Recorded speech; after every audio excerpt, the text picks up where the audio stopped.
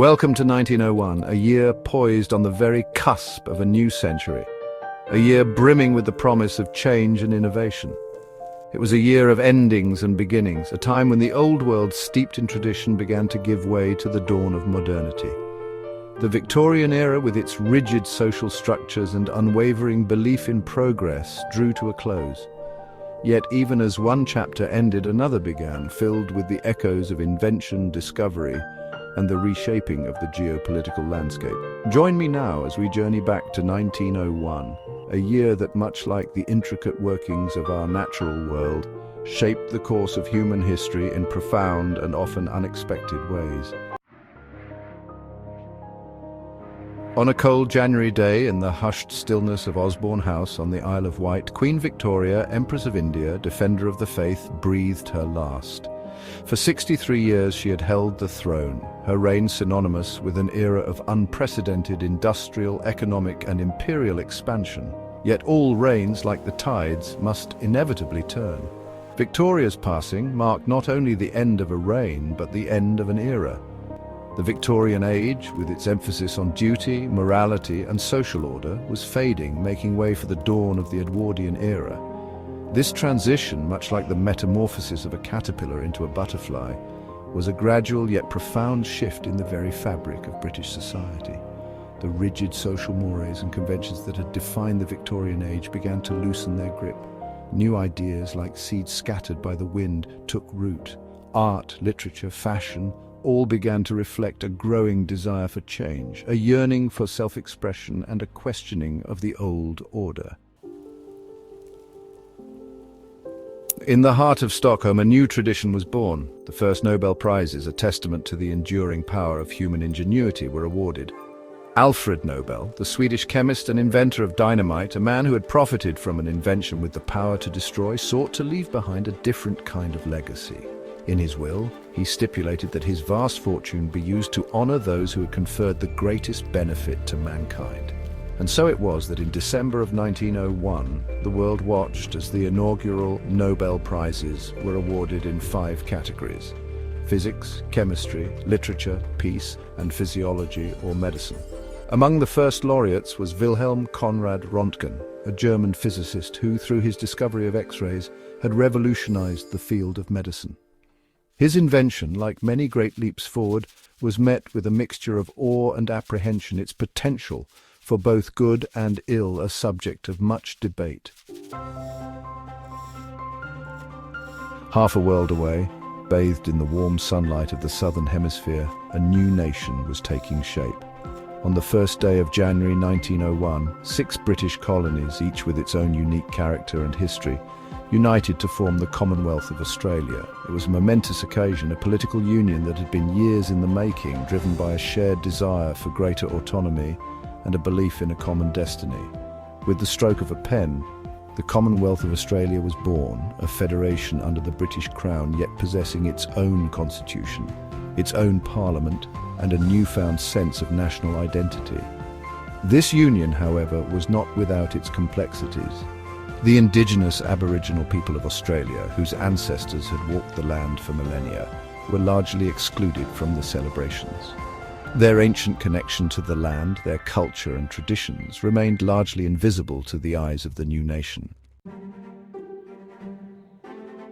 Across the vast expanse of the Atlantic, in the bustling industrial city of Buffalo, New York, a tragedy unfolded that would send shockwaves through America. William McKinley, the 25th President of the United States, known for his steady hand and commitment to economic prosperity, was attending the Pan American Exposition, a celebration of progress and unity among the nations of the Western Hemisphere. It was meant to be an occasion for optimism, a showcase of American innovation and achievement. But fate, as it so often does, had other plans. As President McKinley greeted well-wishers, a young man named Leon Czolgosz, an anarchist disillusioned with the capitalist system, approached him and fired 2 shots into the president's abdomen. The crowd, a moment ago filled with the joyous buzz of celebration, erupted in chaos. McKinley, mortally wounded, would succumb to his injuries 8 days later.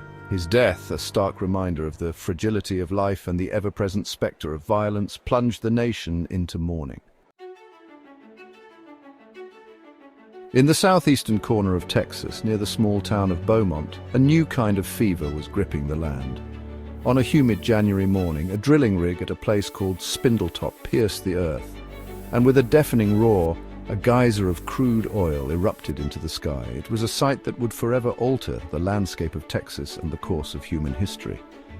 The Spindletop gusher, as it came to be known, was unlike anything the world had ever seen. Oil, that viscous black liquid symbol of wealth and power, surged from the earth with such force that it took 9 days to bring it under control. This single event marked the birth of the modern petroleum industry in the United States, ushering in an era of unprecedented economic growth and transforming Texas from a largely agricultural state into a global energy powerhouse.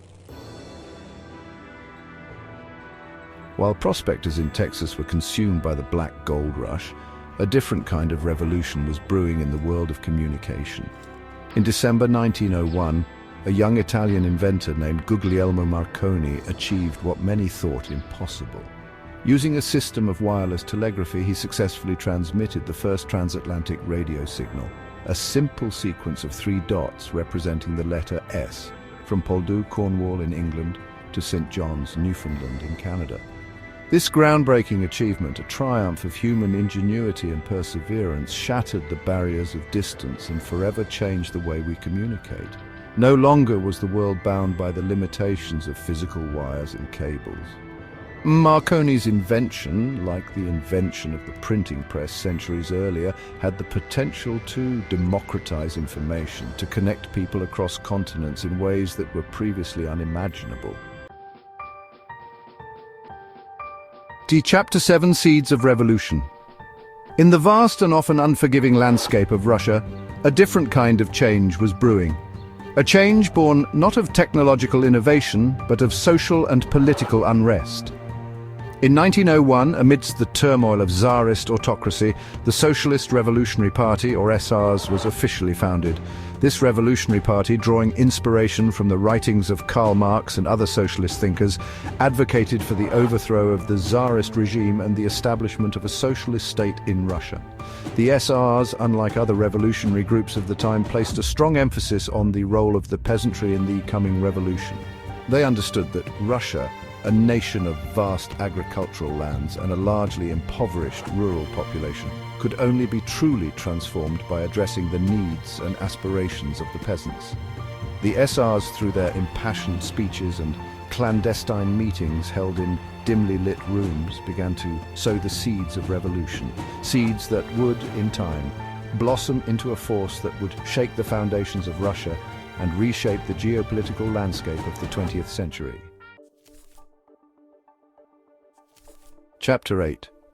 In the annals of criminal justice, 1901 marked a turning point, a year when a new and powerful tool for solving crimes emerged from the realm of science fiction to become a cornerstone of modern forensics. In India, at the forefront of the British Empire, a murder case gripped the nation. The victim, a prominent official, had been brutally slain, and the authorities were baffled. Traditional methods of investigation seemed to be leading nowhere. Enter Edward Henry, the Inspector General of Police in Bengal, a man with a keen interest in the emerging science of fingerprinting.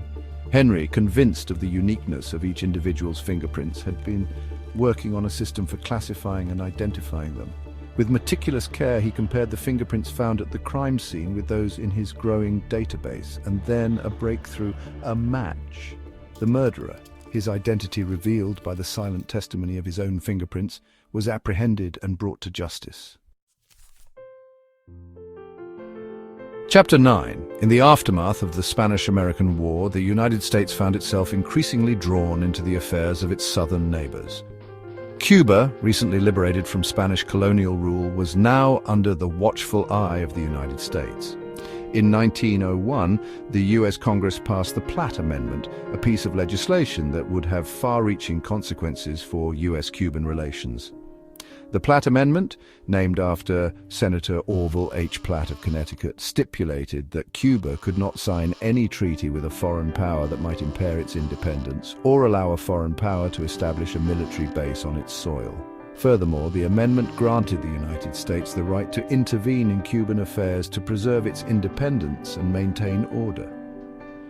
This amendment, while presented as a measure to protect Cuban sovereignty, in reality paved the way for decades of US dominance in Cuban affairs and solidified its presence in the Caribbean.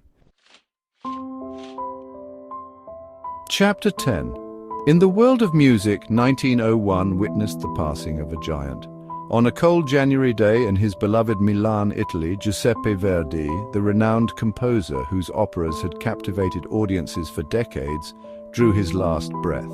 Verdi, a man who had poured his heart and soul into his music, left behind a legacy that would continue to inspire and move generations to come. From the soaring melodies of Aida to the tragic love story of La Traviata, Verdi's operas had become an integral part of the operatic repertoire, their themes of love, loss, betrayal and redemption resonating with audiences across cultures and continents. His death marked the end of an era in Italian opera, a time when music had the power to transport audiences to other worlds, to evoke a kaleidoscope of emotions and to leave them breathless with wonder. And so we bid farewell to 1901, a year that, in its own unique way, helped to shape the world we live in today. From the death of an era to the birth of new technologies and the rise of new powers, 1901 was a year of profound change and enduring legacy. As we've seen, the events of a single year, however distant they may seem, can have a ripple effect that extends far beyond their immediate time and place. The echoes of 1901 can still be felt today in the music we listen to, the technologies we rely on, and the geopolitical landscape that shapes our world. As we continue our exploration of history, let us remember that the past is not merely a collection of dates and events, but a tapestry woven from the countless threads of human experience, a tapestry that continues to inform and inspire us today. If you've enjoyed this journey through time, please be sure to like, comment, and subscribe to our channel for more fascinating stories from the annals of history.